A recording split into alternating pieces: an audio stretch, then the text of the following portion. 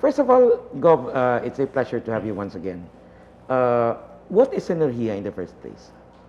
Synergeia is a non-profit foundation with a singular focus on education reform. Okay? And this comes from studies that show that the Philippine public education system is failing. Failing. Some of the indicators, for example, the PISA, the Program for International Student Assessment, among 79 countries throughout the world, Filipino pupils are ranked at the bottom in terms of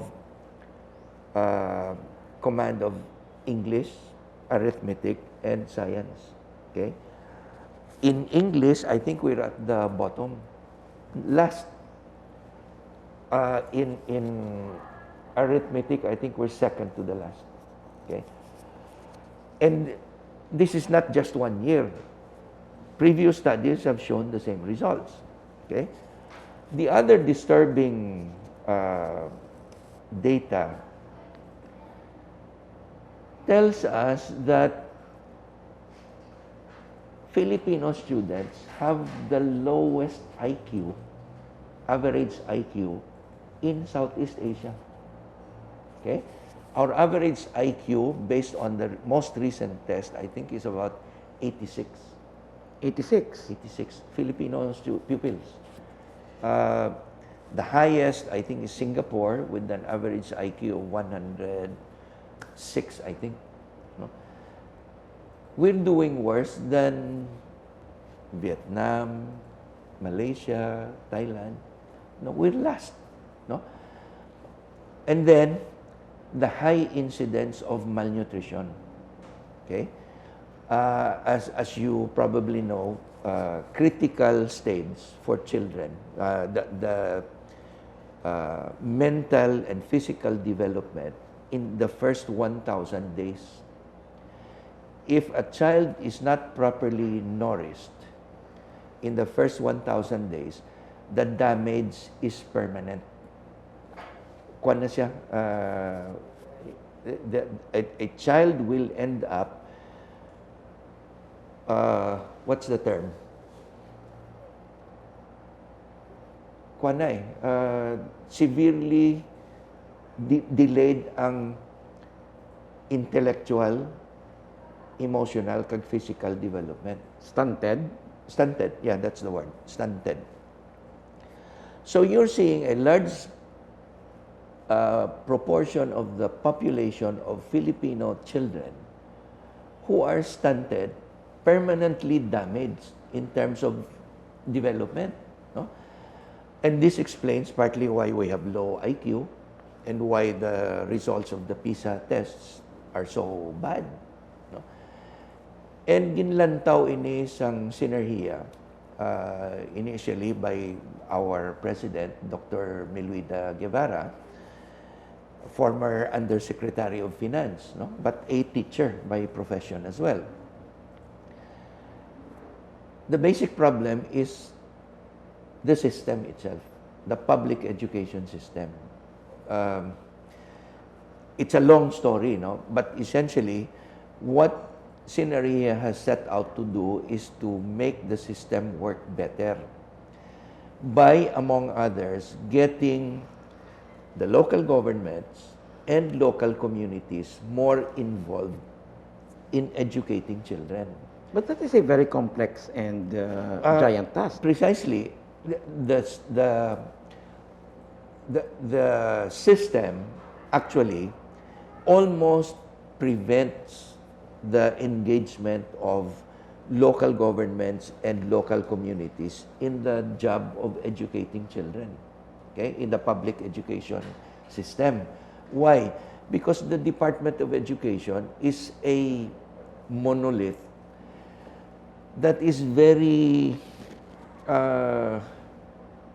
what's the term again? Hierarchical. All the decisions are made at the top. There's very little autonomy at the school level, And syempre, all your curriculum, all the major decisions are made at the top. The local schools just implement whatever the top says. And that is interesting. Let me butt in for a while ago because with the local government code, we have devolved a lot of functions sa LGUs. Yeah. And it's interesting. Some would even saying we have even democratized corruption down to the local level. But what you're saying now, yes, but not education. here we have a situation, education, ang LGUs cannot do anything about it. Yes, because education was not devolved to local governments. Okay. But the funny thing is, you have a local school board. Okay? Traditionally, local school boards, which are co-chaired by the local chief executive, the mayor, or the governor, in the case of a provincial school board, and the division superintendent or the supervisor. So co-chaired na, no? And I don't know if you know this, we have a special education fund, Yeah. the SEF. 20%. No. Half of your real property taxes Goes to that. on the average is for the SEF. You know, there's 1% real property tax and then 1% SEF, Special Education Fund. That is the only budget that is not within the scope of authority of the Sanggunian. It is only the local school board that passes on the budget. Okay? Meaning, for example, in the case of the province, the provincial school board would have, let's say, a special education fund for the year, let's say in the amount of 100 million. Okay? The budget for the special education fund or the local school board is passed by the local school board, not the Sanggunian. Okay? And the local school board is headed by the mayor. Co-chaired Co-chaired. by the mayor and the provincial division superintendent, or in the case of cities, the local superintendent. Okay. How is the special education fund allocated? Pagsugod sa Synergeia, we studied the special education fund, and at that time we were talking about 7 billion pesos. Among all the local governments, special education fund purely for education, supposed to be. How was it allocated? A lot of it would be spent for sports and culture. So palaro. Okay? In fact, I'm guilty of that as well. No, when I was in the capital, about 30% of my special education fund was allocated for sports and culture. Essentially, ang palaro, support for the palaro. From district level to provincial level, all the way up to national, regional, national. The rest would be used for many things. Teachers, additional teachers, classrooms, school furniture, books, many things, bilang so many requests from so many local school boards, you try to give a little to everybody. In short, a lot of the special education fund went to things that had no real long-term impact on the quality of education. Kanugon, in other words. Because there was really no focus. The feeling of the local school boards was, well, this is money that's here for us. We can spend it to meet the needs of the teachers, the schools, the parents, etc.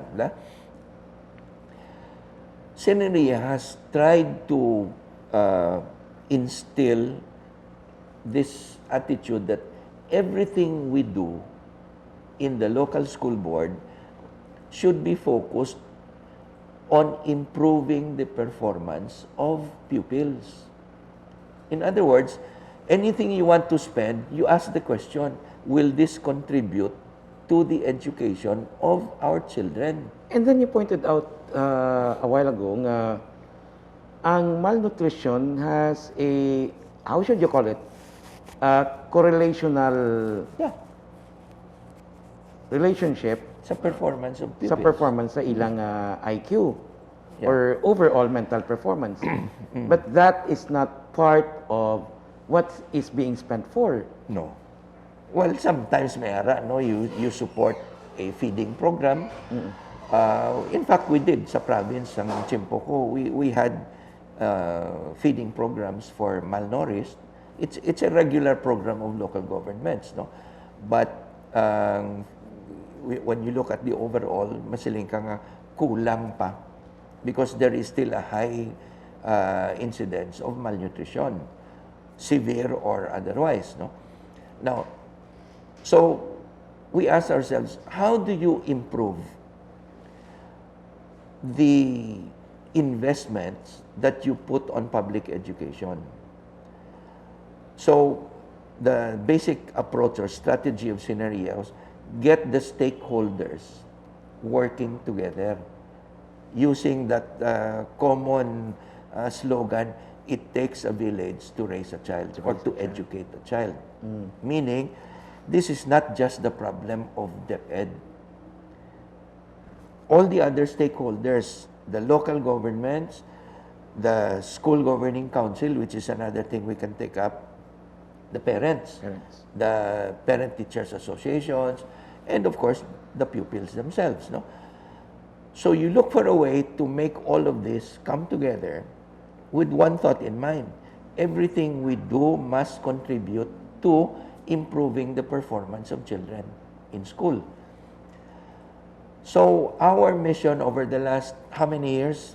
14, 15 years, has been to make education work by bringing the local school board together with DepEd and together with the local communities by empowering and enabling the school governing councils. The school governing councils are the equivalent of the local school board at the provincial or city level. But ang school governing level is at the level of the school. Okay, so ara dira ang principal or school head, and then ara ang PTA and other stakeholders. What we've been doing over the last many years is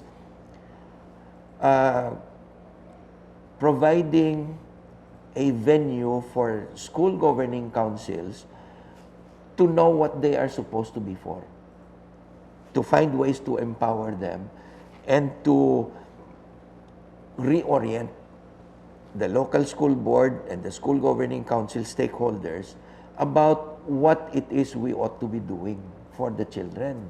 No? So, ang mga ginabuhat subong is we're addressing the lack of teachers or the lack of skills of teachers. So, damo ni nga training ang ginahatag, for example, ni Nene Guevara for teachers mismo. Ang parents, for example, one problem ang readership, ang reading ability. Kadamo, this is sad to report, but there are still many pupils who do not even know how to read, even if they've reached grade 6. Okay? Why is that? How can you pass a pupil if he or she doesn't know how to read? The answer is simple. You cannot fail pupils in the public school system. And I will go to that later on, no? Because until now, ang metric na ginagamit sa DepEd is cohort survival ratio. Siyempre. As long as naka-move ka forward, that is good. Yes. But let's go deeper into that later on, no? Well, just very briefly, why can you not fail them? Because if you do, you would fail a high number of pupils and you would clog up the system. The newsrooms, the classrooms. In other words, you need to keep moving them up kaya may masulod ng pag-go eh. If you fail a significant percentage, for example, butang mo 30%, maklag up ang system. Diri sa dalom. No? So you keep graduating or passing them on to the next higher grade. Total, Or- maalam man na sila kay may YouTube na kag Facebook. Or some of them drop out eventually. Mahuya na magsulod sa high school, for example, kaya hindi ka balo magbasa. So we have a reading program. Okay? We look for ways to enable pupils to read and comprehend. Ang problema, we also found out, many pupils could read words, but they didn't understand the words. Nga, na-memorize nilang itsura sa word. Ang CAT, ang CAT, no? Memorize nilang itsura. But if you don't correlate that with the picture, for example, in other words, kung hatagan mo na sang complex sentences, they might know how to pronounce the word, pero hindi nila ma-comprehend the whole sentence. Oh my. That's why kanubo sang performance, no? So reading programs, enabling teachers to teach better, providing materials, no? Workbooks, etc. Do you know that there is no budget for workbooks for individual pupils? Wala budget? Wala. There's no budget of DepEd for workbooks that you can bring home and work on by yourself. Wala. No? It's worse now because kuha na kita subong. Modules. Modules, etc. So, ang local government unit since last year, pagka-lockdown, have spent huge amounts of money to produce modules. Okay? Now, ang problema is, first you design the modules, which Synergeia has been engaged in, then you produce the modules, then you make sure they're distributed on time, and then, the most important, you make sure that the modules are used by the pupils. Paano karon kung illiterate ang parents? Exactly. Okay? So, another problem came out. What do you do with illiterate or subliterate parents? So, hatagan mo man na isang special interventions to improve the reading skills, for example. But these are things that government is supposed to do. Supposed to do, no? But kung lantaw mo, I mean, in fairness to DepEd, you have a huge problem. Huge indeed. DepEd is a huge department. Okay? And mabudlayan ka, bisan sinong ibutang mo sa babaw as Secretary of Education, kung hindi eksaktong iya nga thinking nga the solution is didto sa dalom, no? You establish policy, direction, let's say curriculum, etc., no? Dito sa babaw, but you make sure that everything is implemented properly. There is dalom. I don't want to But sound ageist. hierarchical sang DepEd eh. I don't want to sound ageist, pero ang problem is most of the secretaries are either not products of the public school system itself. And most of those nga nag-secretary, medyo may avanse ng edad. I mean, Especially now, no? especially now. Well, maybe could be one of the reasons, no? A lack of understanding of what's going on there is dalom. Yeah, it would be nice to see, for example, somebody who rose from the ranks, who became head teacher, principal, then district supervisor, nag-superintendent, nag-USEC, etc., and then become secretary. Because kabalo siya sang problema, halin sa dalom. For example, teachers. We've asked many times, why is the quality of teachers so bad? Okay? It's not pleasant talking about this, but it's the truth. There are so many teachers who get employed, well, first who get educated by Substandard. substandard schools. Or let's say para social, subpar. Okay? They graduate and they look for a job sa DepEd. How do they get their jobs? I mean, we hear this all the time. By admission of the teachers themselves, they pay for their jobs, for their position. Or maninoy nilang mayor. Yeah, well, among others, maninoy ang mayor, ang congressman, etc., no? But many times, and we've heard this from themselves, they have to pay for their position. The amounts can be Amo na staggering. ka-entrenched ang corruption sa DepEd. So, Okay, now let's talk about that a bit. Oh. When you say for you to be promoted, well, I've heard a lot of complaints. For example, teacher 1 ka for 8 years, wala ka gasaka, kumpleto ka na masteral. But then again, it's still a patronage-based ranking system. In many cases, In many cases. Pilang bayaran nila at the minimum? I've heard some teachers say they paid 300, 500,000 to get a position. To get a position. Nangilaman lang lantaw, well, I can pay for this with my salary. Because salaries of teachers have really increased dramatically, di ba? So they'll say, I can pay for this in 2 years. At least may permanent job na ko. Di ba? So, yeah, there's a lot to be desired, no, as far as quality of teachers is concerned.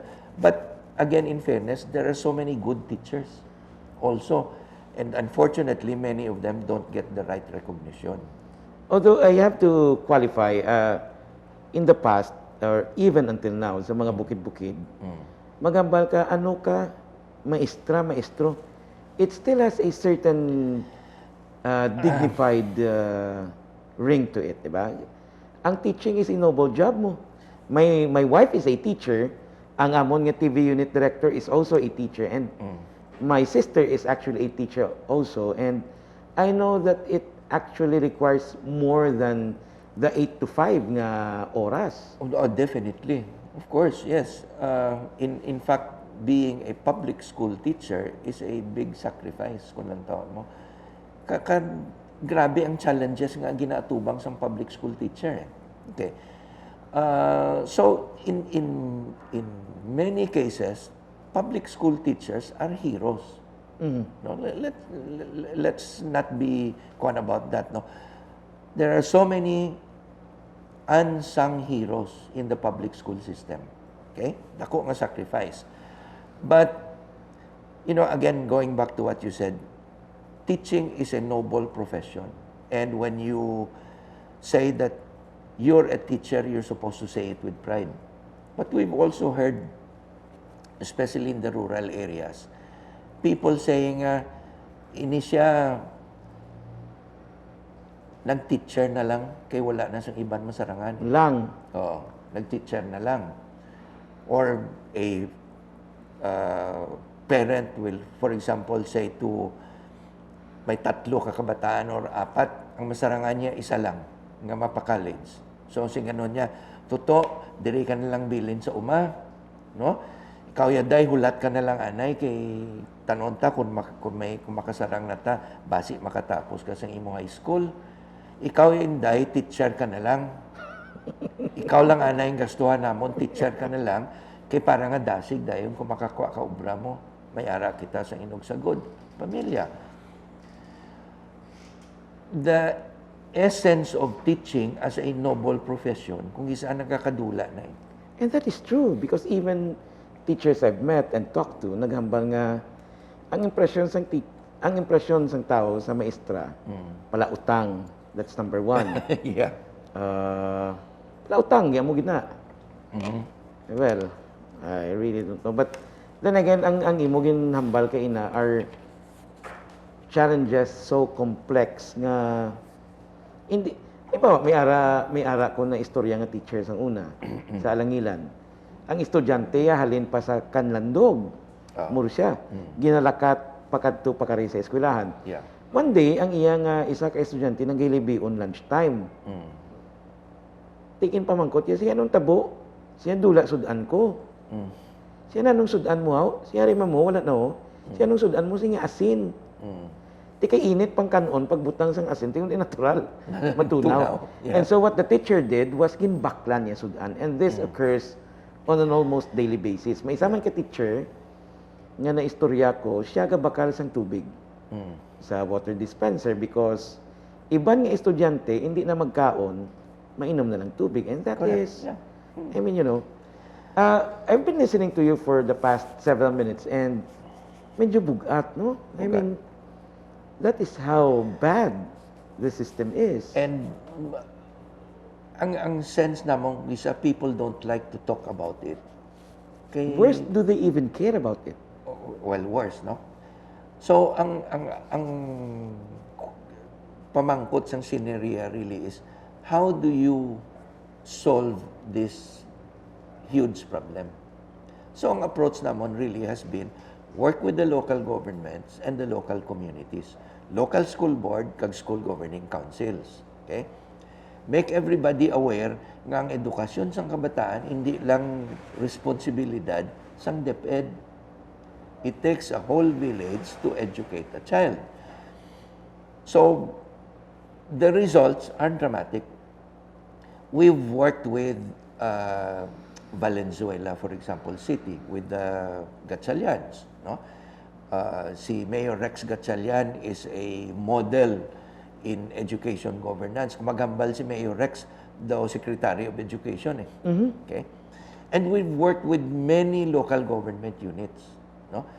And makita mo ang year to year ang resulta. Dramatic results in improvement in reading skills and performance ng kabataan. We've addressed as well ang problem of dropouts, okay? And illiteracy, no? Illiterate parents. So, makita mo nga ang away ari sa idalom. Dito sa ibabaw,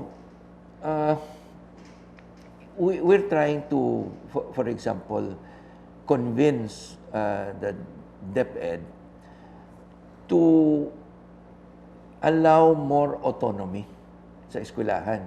And to some extent, it's being done. No? Ginahatagan authorities ang principals, for example, to decide on how to spend their allocations. But damo pa areas nga kung tani ma-improve ang level of autonomy sa local schools. Because the closer you are to the problem, supposed to be the better you understand the solution and the more effectively you can implement ang mga solutions. But kung ang permi lang hambal sa imo sang teachers or sang school heads, well, we have to get clearance from the top, mahinay.